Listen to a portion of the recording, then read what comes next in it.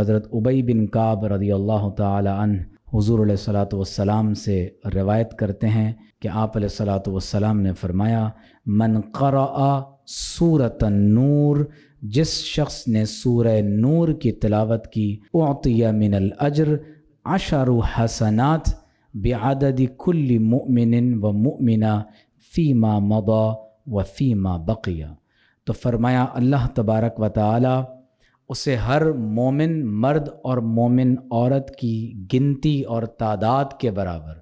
اللہ تعالیٰ اسے 10 نیکیاں عطا فرمائے گا۔ تو بہت ہی متبرک صورت ہے، بہت ہی مقدس صورت ہے۔ یقیناً اس صورت کی تلاوت اور اس سیرت مبارکہ کو پڑھنا یہ اللہ تبارک و تعالیٰ کی طرف سے اس کی رحمت کے حصول کا سبب بنتا ہے۔ اس صورت کا مقصد احکام عفاف اور ستر کا بیان ہے، یعنی اللہ تعالیٰ نے پاکیزگی اور طہارت اور ستر اور ان اخلاق حسنہ کا اس صورت میں بیان کیا ہے کہ جن کو پڑھنے کے ساتھ انسان اپنی زندگی کو پاکیزہ بنا سکتا ہے۔